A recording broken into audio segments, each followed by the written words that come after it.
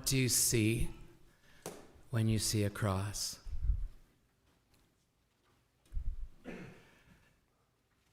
What do you see with your heart when you see a cross? Today, can you let yourself just look at the cross until something opens up for you? Can you behold the wood of the cross? For 30 years of Lent now, a simple wood cross has presided over our every gathering out there in the commons. It's been there behind everything we do there.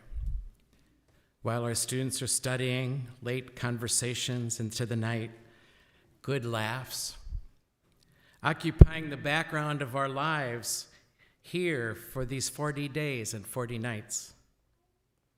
Sometimes it's more like a little piece of old furniture, just there with barely a glance.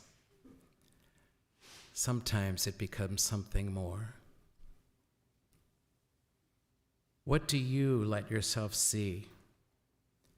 What do we let ourselves see when we see the cross? Tonight, that cross will be carried from the commons into our assembly. On this Friday we call good, but was anything but good for him. We are invited to meditate on that cross and hold it, and hold its meaning close. On those pieces of wood of a tree intersecting, a man died. Actually, dead. It's where he died, and it's how he died. Nailed to the wood was the corpse of one they thought was the one. There was a time when I saw the cross and only saw a man dying, really, just always dying, until I first saw the corpse of someone I loved. Dead. To see someone so full of life, now so dead, was just so blunt and so final. And ever since then, now when I look at a cross, I see dead. I see that everything and everyone ends dead. As he did, as do we.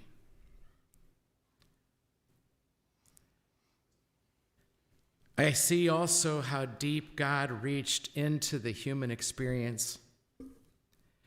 Neither you nor I can ever go lower than God has gone for us. For us. I see the torture and the death of innocence. How not fair life is. Look closely at the cross, and you will see that it carries every sacrifice any have ever made for the people they love. Sacrifice. And I see the radical acceptance of suffering that is necessary first if we are ever to get to the other side. I see the suffering of the world.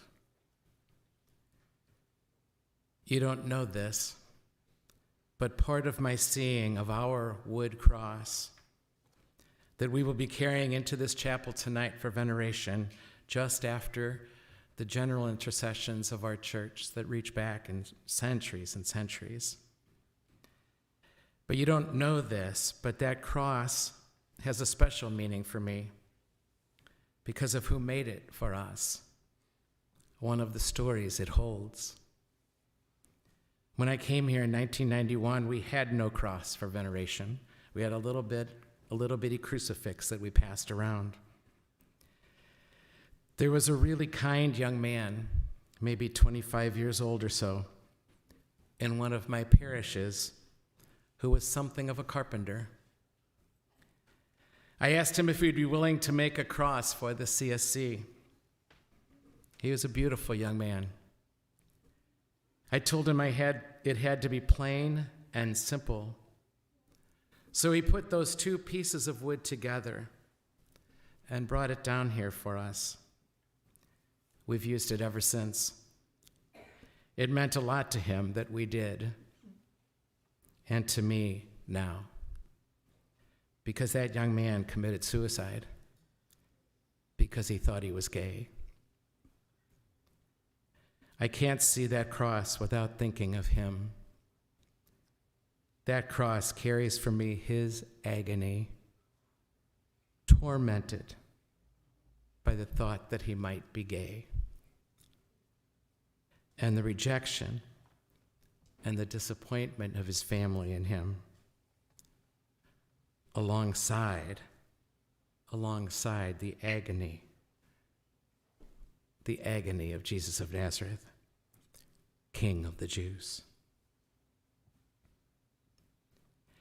And I see our own suffering as well.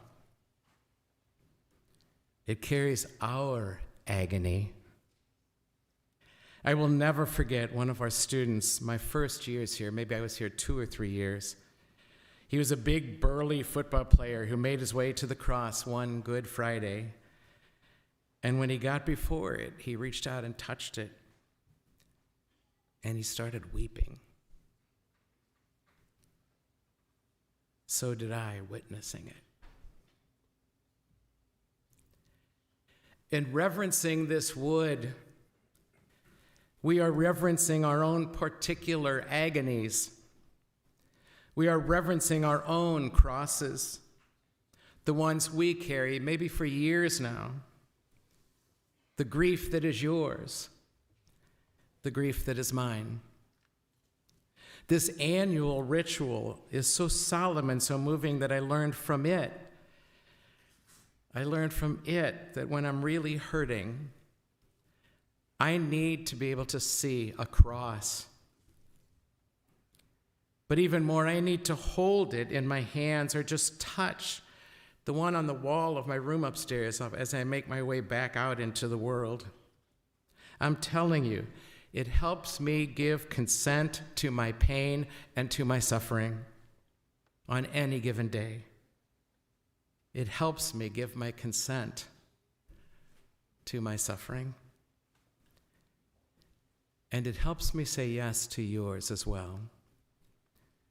When I become aware of it, when you ask me to pray for you, or for your parents, or for your kids, or for your marriage, just to touch it and say a prayer for you.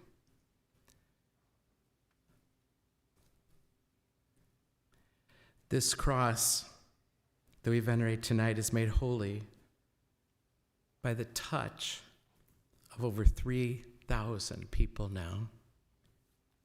Hundreds and hundreds of students over the years, and their kiss of that sacred wood, and their tears. This cross was made holy by that young man who cut it from a tree and nailed it together, who just could not see through it to the other side. If you didn't notice, there is the cross that includes everything as it excludes nothing. It is the horizon for me that does not close off the darkness inside of me. In beholding the wood of the cross, we should be like little kids climbing all over our moms and dads and the furniture, just trying to see it.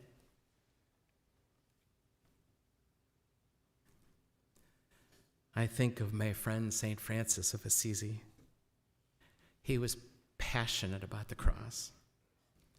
His brothers and Claire would tell of his absolute devotion to the cross. Sometimes he would pick up sticks from the road as they were walking along, and he would put the sticks together because he fancied himself a musician for Christ. He'd put the sticks together, and he'd be playing fiddling songs as they went through the streets of Assisi. And then all of a sudden, he would look down and see these sticks cross each other.